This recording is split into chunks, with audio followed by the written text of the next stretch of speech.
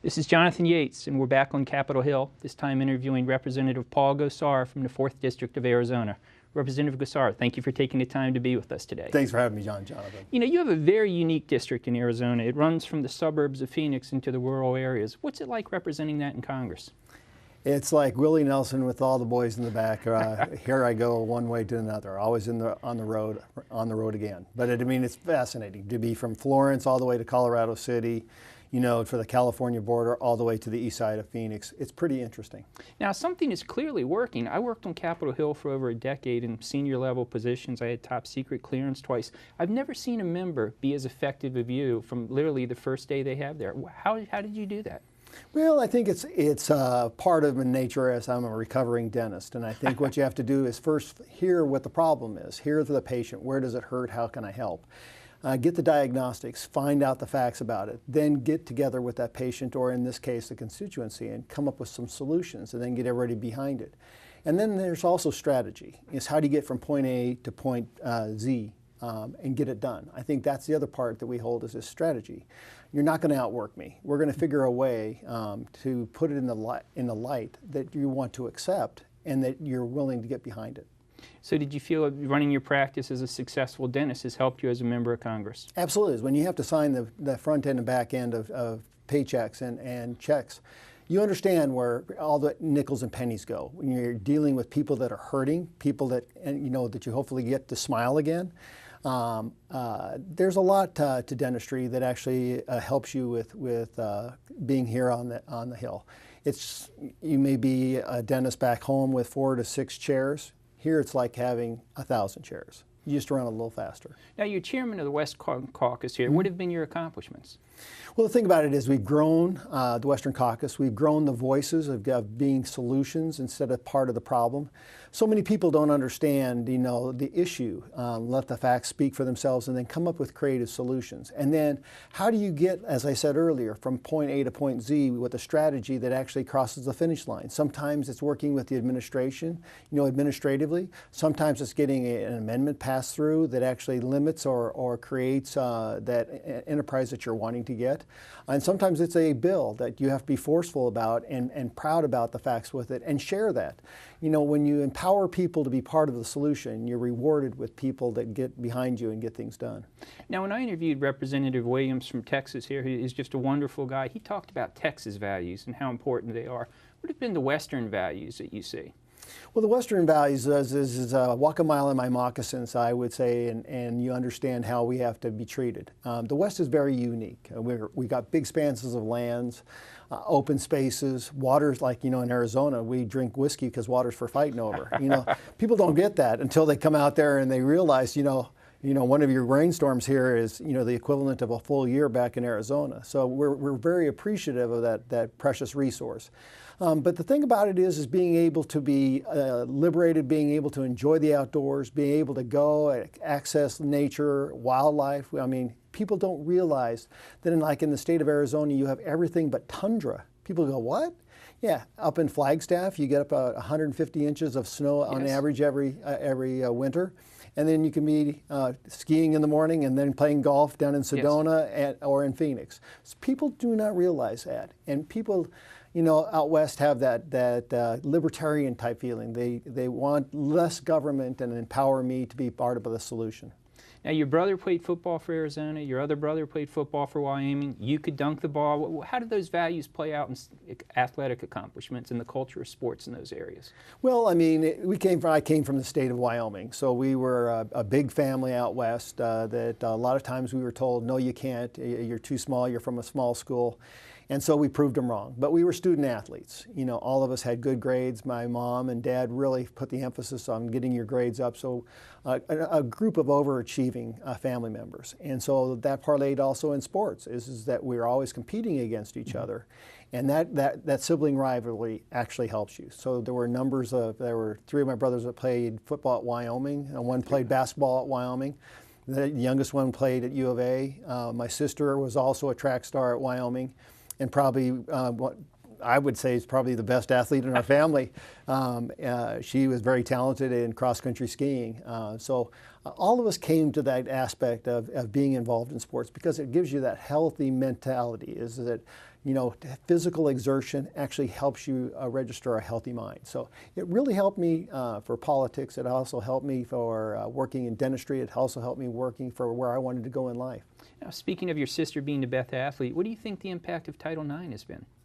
Well, I think involving women to make sure that, I mean, they're some of the best athletes, Mm-hmm. you know, getting the same opportunity that men. I mean, I like the opportunity that each side has that opportunity to espouse and to be great. I mean, from soccer to swimming, my daughter plays volleyball, and she's a very good athlete as well. You know, she played 3 years at NAU and then went overseas and still has aspirations. Will go to Regis College later this year. So it's always that competitive edge, and I think that when you're physically adept, when you're participating, whether it be in a college sport or intramurals, I think it always helps that brain capacity and helps you to be a well-rounded, well-versed person. Now, I used to live in Malibu, which is probably the most heavily regulated place in the world, which meant we had wildfires every year, earthquakes, mudslides, basically nothing protected by the government at all. What do people on both coasts miss about the West and outdoors that they just don't understand what's needed and what isn't needed? It's called freedom. And the opportunity to be able to exercise, getting out into the world that we've been so uniquely given, and to have less government and that accountability. You know, we understand that we have to take care of things, that we actually, in order to enjoy them for tomorrow, we've got to take care of them today. And we don't need the insights of a federal government or overreaching government to tell us what's the right aspect, because we're vested. We live with it, we're vested, we want to take care of it because we want it for a rainy day, we want it for tomorrow and the future.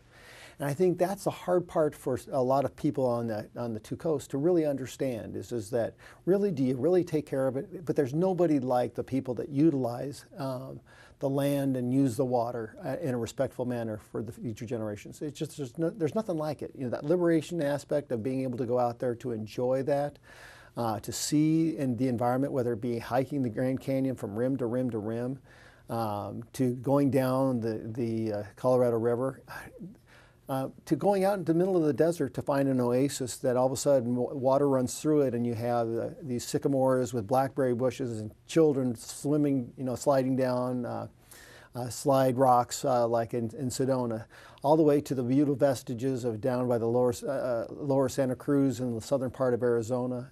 People don't realize what is exactly there in Arizona.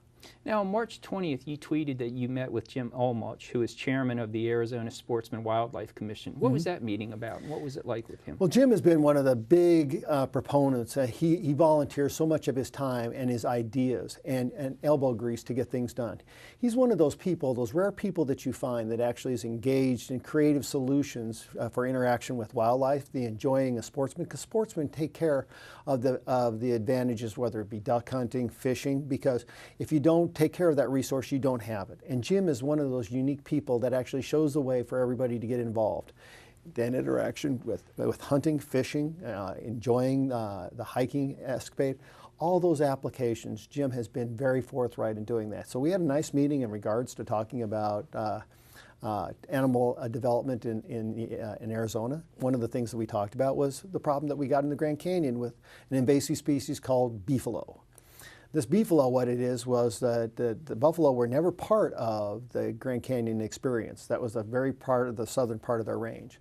But the government actually experimented with crossbreeding bison and cattle, and then when they were done, they turned them loose. And now there's over 800 of them that have found a way to stay in the park.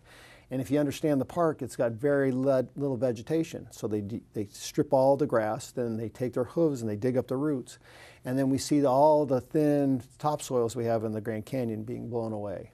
And so he's part of the application of the solution in regards to that, making sure that we have all sorts of animals that people can enjoy for seeing and for the sportsmen to actually participate with. So is the solution there going to be private-based, or is the government needed? Well, the solution here, which is very interesting, is that the government said, well, we'll hire government sharpshooters and we'll shoot them and let them rot. I'm sure there's a shortage of gun owners in Arizona. Well, but here's another opportunity to be vested and to make some money on behalf of the state, where, beefalo is, we had a gentleman back in Pinedale, Wyoming, Jack Richardson, who grew beefalo, and people purchased them. You get a lot of meat, it's lean, it's really good. And so why not allow the American sportsman to participate by trying to get one of these licenses, taking one of these animals, taking the hide, taking the trophy, but also taking the meat to enjoy, because that's part of the deer hunting, the elk hunting, the fishing experience when you can actually have that opportunity. So make some money out of it and have people have the conservation application, be vested and be bought in. So that's part of the culture of sports, of the independence of the West. Absolutely, absolutely. Now, that's obviously appealing to a lot of people. I read where Arizona is now 5th in economic momentum, moving up the charts. How is that affecting your district? Well, we've seen the growth. And, if you know anything about Arizona, they always talk about there's rest of Arizona and the great state of Maricopa. Big Phoenix and then part of Tucson. So we've got 2 big metropolitan areas and a lot of rural areas. Little towns like Prescott and Prescott Valley that are 35 to 40,000 people, Lake Havasu. It's amazing, because what ends up happening when you have water out in the desert like in Lake Havasu, you have boating. You have people that come from all walks of life, from California to Nevada to Idaho to Colorado to New Mexico and Arizona, to participate in the wonderful Colorado River. We saw the implications of an economy that wants to grow. I mean, we truly are the Sunshine State. That's not Florida, because we have more sunshine days than even Florida does. Oh, yeah. Tucson gets more than anywhere in the world. That's exactly right. Yeah. So people should really realize that the Sunshine Grand Canyon State is Arizona. Well, I think the secret's out about Arizona. I agree. The U of A and Arizona State. What's that rivalry like? Well, it's phenomenal. The back and forth. The bear down and the devil power coming out of Phoenix.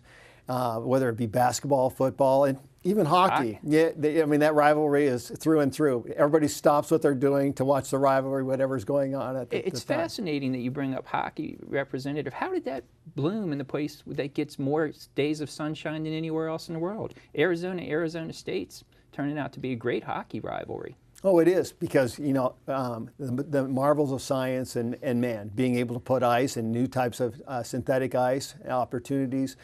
Where were these opportunities for me to learn how to skate? I mean, I think I had a pretty good skate at one time. There's a lot to be said for that. Yeah, but boy, I couldn't keep my skates off of my ankles. I mean, boy, everybody said, God, if the guy could skate, he might be good in a hockey. Hey, we know that the professional sports are great in Arizona. We know that the college sports are great in Arizona too. What are the community sports like in your district? There's wonderful. I mean, we see from everything from soccer, swimming, volleyball. Some of the great volleyball players coming out in the United States are coming out of Arizona, whether it be the small communities of Prescott and Flagstaff and Casa Grande.